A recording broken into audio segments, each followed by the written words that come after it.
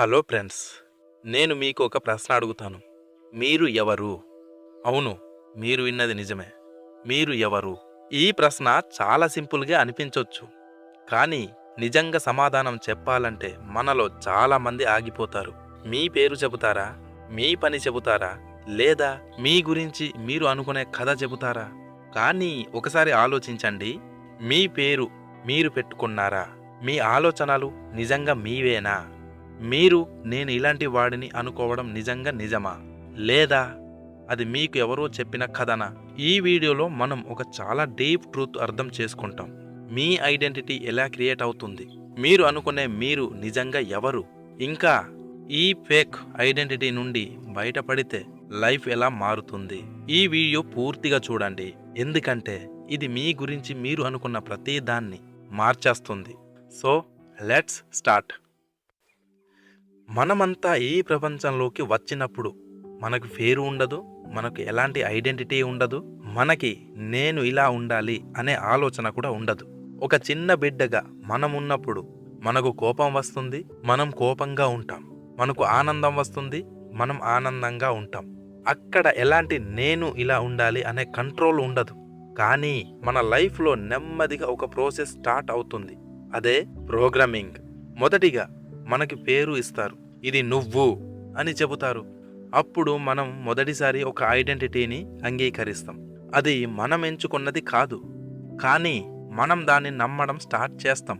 తర్వాత parents, teachers, society అందరూ మనకు ఒక లేబుల్ ఇస్తారు. నువ్వు చాలా మంచివాడివి, నువ్వు చాలా అల్లరి చేస్తావు, నువ్వు అంత తెలివైన వాడివి కాదు, నువ్వు టాప్ స్టూడెంట్. ఇలా మొదట్లో ఇవి మాటలు మాత్రమే, కానీ మనము వాటిని మళ్ళీ మళ్ళీ వింటూ ఉంటే అవి మనలో నమ్మకాలుగా మారిపోతాయి. అక్కడే ఐడెంటిటీ క్రియేషన్ మొదలవుతుంది. మీరు గమనించారా? చిన్నప్పుడు ఎవరో నువ్వు బాగా మాట్లాడలేవు అని చెప్పి ఉంటే ఇప్పుడు కూడా మీరు మాట్లాడేటప్పుడు కొంచెం వెనుకంజ వేస్తారు కదా. ఎందుకంటే అదొక పాస్ట్ కాదు, అదొక నమ్మకం. అది మీ ఐడెంటిటీలో భాగమైంది. ఇంకా ఒక డీప్ పాయింట్, మన ఐడెంటిటీ కేవలం బయట వాళ్ళ మాటలతో మాత్రమే కాదు, మన అనుభవాలతో కూడా క్రియేట్ అవుతుంది. ఒకసారి మీరు ఫెయిల్ అయితే మీరు అనుకుంటారు నేను ఫెయిల్యూర్ని. 2 సార్లు ఫెయిల్ అయితే నేను ఏ పని చేసినా ఫెయిల్ అవుతాను. ఇది నిజం కాదు, కానీ మీ మైండ్ దీన్ని ఒక స్టోరీగా క్రియేట్ చేస్తుంది. ఆ స్టోరీని మీరు మళ్ళీ మళ్ళీ గుర్తు చేసుకుంటూ ఉంటారు. అది నెమ్మదిగా నేను ఎవరు అనే ఐడెంటిటీగా మారిపోతుంది. ఇక్కడ ఒక చాలా పవర్ఫుల్ ట్రూత్ ఉంది. మీ ఐడెంటిటీ ఈజ్ ఈక్వల్ టు మీకు మీరు చెప్పుకునే కథ. అది నిజం కావాల్సిన అవసరం లేదు, అది కేవలం మీరు నమ్మిన కథ మాత్రమే. ఇప్పుడు ఒక ప్రశ్న, మీరు నేను ఇంట్రోవర్ట్ని అనుకుంటే అది నిజంగా మీరు జన్మతో తెచ్చుకున్న లక్షణమా? లేదా ఎప్పుడో ఒకసారి మీరు సైలెంట్గా ఉన్నప్పుడు ఎవరో నువ్వు సైలెంట్ పర్సన్ అని చెప్పారో మీరు దాన్ని నమ్మారో? అదే విధంగా నేను అందంగా లేను, నేను అదృష్టం లేని వాడిని, ఇవి అన్నీ నిజాలు కావు. ఇవి మీ ఐడెంటిటీగా మారిపోయిన నమ్మకాలు. ఇప్పుడు డీప్గా ఆలోచించండి. మీరు ఈ ప్రపంచంలోకి వచ్చినప్పుడు ఈ నమ్మకాలలో ఏదైనా మీతో వచ్చిందా? లేదు. అంటే మీరు ఇప్పుడు అనుకుంటున్న మీరు ఒక కలెక్టెడ్ వెర్షన్. ఇది మీ అసలు స్వరూపం కాదు. ఇంకా ఒక డీప్ పాయింట్, మన ఐడెంటిటీ ఎక్కువగా గతం మీద ఆధారపడి ఉంటుంది. నేను ఇలా జరిగిపోయాను, అప్పుడు నాకు ఇది జరిగింది. మనము గతాన్ని పట్టుకొని దానితో ఒక స్టోరీ క్రియేట్ చేసి అదే మన ఐడెంటిటీగా తీసుకుంటాం. కానీ గతం ఇప్పుడు లేదు, అది కేవలం మీ మెమొరీలో ఉంది. అంటే మీ ఐడెంటిటీ కూడా ఒక మెమొరీ మీద నిలబడింది. ఇంకా ఒక విషయం, మన ఐడెంటిటీ కొన్నిసార్లు భవిష్యత్తు మీద కూడా ఉంటుంది. నేను ఇలా అవుతాను, నేను అలా కాకూడదు అని. అంటే మీరు ఇప్పుడు లేని దానిపై కూడా ఐడెంటిటీ కట్టుకుంటున్నారు. అంటే పాస్ట్ ప్లస్ ఫ్యూచర్ కలిపి ఒక ఫేక్ మీరు ని క్రియేట్ చేస్తున్నాయి. కానీ లైఫ్ మాత్రం ఎక్కడ జరుగుతుంది? ఇప్పుడే, ప్రెజెంట్ మూమెంట్. ఇక్కడే ఒక పెద్ద ట్విస్ట్ ఉంది. ఐడెంటిటీ ఎప్పుడు గతం లేదా భవిష్యత్తులో ఉంటుంది, కానీ జీవితం మాత్రం ప్రస్తుతంలో ఉంటుంది. అంటే మీరు ఎక్కువగా ఐడెంటిటీలో ఉంటే మీరు జీవితం మిస్ అవుతున్నారు. ఇది చాలా డీప్.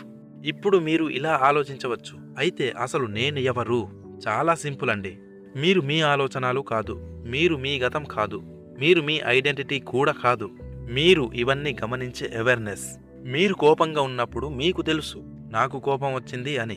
అంటే మీరు కోపం కాదు, మీరు దాన్ని గమనిస్తున్న వాళ్ళు. ఇదే విధంగా మీరు నేను ఫెయిల్యూర్ని అనుకుంటే ఆ ఆలోచనను కూడా మీరు గమనించగలుగుతున్నారు. అంటే మీరు ఆ ఆలోచన కూడా కాదు, ఇక్కడే ఫ్రీడమ్ ఉంది. మీరు ఒకసారి ఈ విషయం అర్థం చేసుకుంటే మీరు మీ ఐడెంటిటీ నుండి బయటపడడం మొదలవుతుంది. ఎందుకంటే మీరు అది కేవలం ఒక కథ అని గుర్తిస్తారు. అప్పుడు మీరు మీరే మిమ్మల్ని అడగాలి, ఈ కథ నిజమా లేదా నేను నమ్ముకున్న ఒక పాత స్టోరీనా అని. అక్కడ నుంచి మీరు కొత్తగా బ్రతకడం స్టార్ట్ చేస్తారు.